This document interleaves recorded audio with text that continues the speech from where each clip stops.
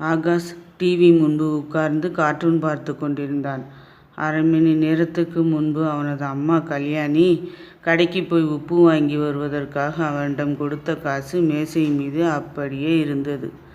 ஆகாஷ், இன்னுமா நீ கடைக்கு கிளம்பல?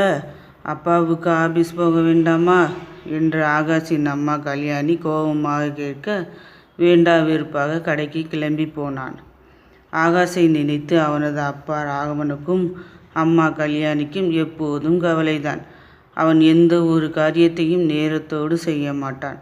காலையில் படுக்கையிலிருந்து 7 மணிக்கு எழுந்து வருபவன் காலையிலேயே டிவியை ஆன் செய்துவிட்டு கார்ட்டூன் பார்த்து கொண்டிருப்பான். அல்லது அவனது அப்பாவின் செல்போனை எடுத்து வைத்து கொண்டு விளையாடி கொண்டிருப்பான். பிறகு அவனை குளிப்பதற்கு விரட்டிவிட வேண்டும். பள்ளிக்கூட வேன் வரும் வரைக்கும் கண்ணாடி முன்னே நின்று கொண்டு தலையை சீவுவதும் புத்தகங்களை எடுத்து வைப்பதுமாக இருப்பான் ஆகாஷ். இப்படி காலதாமதம் செய்வதால் பலமுறை பள்ளி வேன் கிளம்பி போய்விடும். பிறகு ஆகாஷை ஆட்டோவில் ஏற்றி அனுப்பி வைப்பாள் அவனது அம்மா. பள்ளி முடிந்து வந்த பின்பு நேரத்தோடு வீட்டு பாடங்களை முடித்து வைக்காமல் நண்பர்களுடன் விளையாடச் சென்று விடும் ஆகாஷ் 7 மணிக்கு பிறகு வீட்டுக்கு ஏறி வருவான். பிறகு இரவு வெகு நேரம் கண் விழித்து வீட்டு பாடங்களை செய்து கொண்டிருப்பான். அதனால் காலையில் எழும்ப தாமதமாகிவிடும்.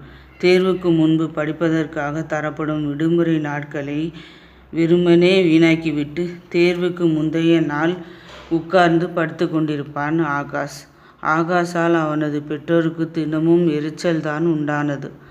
ஆனால் பக்கத்து வீட்டில் வசிக்கும் ஆகாஷின் நண்பன் பாபுவோ ஒரு நிமிடத்தையும் வீணாக்க மாட்டான். தனது வேலை எதுவானாலும் அவனது பெற்றோர் சொல்கின்ற வேலை எதுவானாலும் உடனுக்குடன் செய்து முடிப்பான். பாபுவும் முன்கூடத்தானே படிக்கிறான், அவனை பார்த்தாவது நீ நேரத்தின் அருமையை உணர்ந்து கொள்ள வேண்டாமா என்று அம்மாவும் அப்பாவும் ஆகாஷிடம் எத்தனையோ முறை புத்திமதி சொல்லிவிட்டார்கள். இனி என் வேலைகளை உடனுக்குடன் செய்து முடிப்பேன் என ஆகாஷ் சொல்வான். ஆனால் மறுநிமிடமே டிவியை ஆன் செய்துவிட்டு உட்கார்ந்திருப்பான். இவனை எப்படி திருத்துவது என்று யோசித்து யோசித்து அவனது பெற்றோரும் களைத்து போய்விட்டார்கள். ஆகாஷுக்கு சிறுவர்களுக்கான பத்திரிகைகள் வாசிப்பது மிகவும் பிடிக்கும் என்பதால் அவனது அப்பா சில சிறுவர் பத்திரிகைகளை வாங்கி வருவார். அப்பத்திரிகைகளை வாசிப்பதற்காகவே பாபு ஆகாஷின் வீட்டிற்கு வருவான். அவன் அப்பத்திரிகையில் வரும் கதைகளை வாசிப்பதோடு அதில் வெளியாகும் புதிர்களை எல்லாம் விடுவித்து கொண்டிருப்பான். ஒரு நாள் பாபு வாசித்து கொண்டிருந்த பத்திரிகையொன்றில் ஒரு புதிர் போட்டி வெளியானது.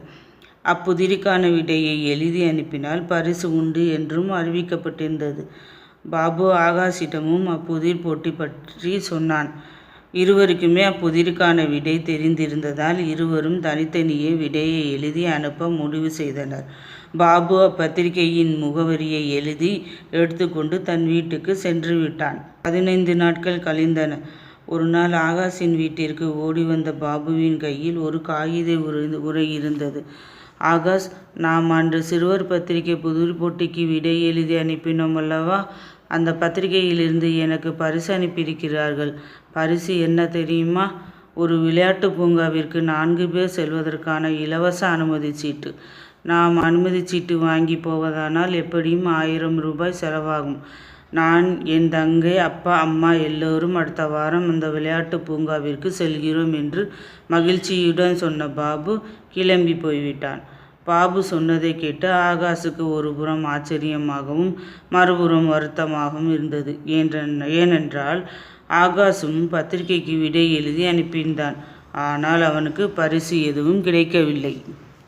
ஆகாஷின் அப்பா அலுவலகத்திலிருந்து வந்தார். உடனே ஆகாஷ் தன் அப்பாவிடம் பாபுவுக்கு பத்திரிகையிலிருந்து பரிசு கிடைத்திருப்பதாகவும் ஆனால் தனக்கு பரிசு கிடைக்கவில்லை என்றும் பாபுவின் குடும்பத்தார் அடுத்த வாரம் விளையாட்டு பூங்காவிற்கு செல்லப்போவதாகவும் சொன்னான். அந்த பத்திரிகையை எடுத்து வர சொன்னார். ஆகாஷும் அந்த சிறுவர் பத்திரிகையை எடுத்து தன் அப்பாவிடம் கொடுத்தான். பத்திரிகையை புரட்டி பார்த்த அவனது அப்பா, ஆகாஷ், நீ விடைகளை எப்போது அனுப்பினாய் என்று கேட்டார். அப்பா, நான் 4 நாட்களுக்கு முன் விடையை அனுப்பினேன் என்றான் அவன். உடனே அவனது தந்தை, விடையை பாபு எப்போது அனுப்பியதாக சொன்னான் என்று கேட்க, பத்திரிகை வெளியான அன்றைய தினமே பாபு விடையை எழுதி அனுப்பிவிட்டான் என்று சொன்னான் ஆகாஷ். பார்த்தாயா ஆகாஷ், அந்த புதிரிக்கான விடை உங்கள் இருவருக்குமே தெரியும். புதிருக்கான விடையை 1 வாரத்திற்குள் அனுப்ப வேண்டும் என்று கூறியிருந்தார்கள். நீயோ உனது தாமத குணத்தினால் அந்த 10 நாட்கள் கழித்து அதை தாமதமாக அனுப்பினாய். சரியான நேரத்திற்குள் அனுப்பிய பாபுவுக்கு பரிசு கிடைத்திருக்கிறது என்றார் ஆகாஷின் தந்தை.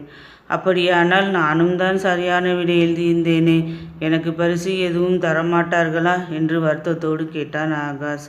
அது எப்படி தருவார்கள்? ஓட்டப்பந்தயத்தில் கலந்து கொள்கின்ற பலர் இறுதி இலக்கை தொடுவார்கள்.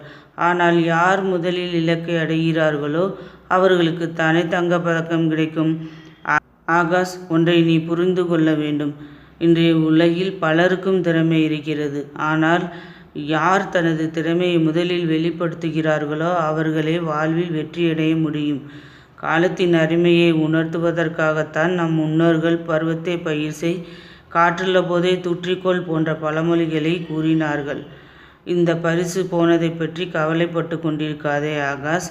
இதை நேரத்தில் உனது அக்கறையின்மையை சுட்டிக்காட்ட நிகழ்ந்த படிப்பினையாக எடுத்துக்கொள்.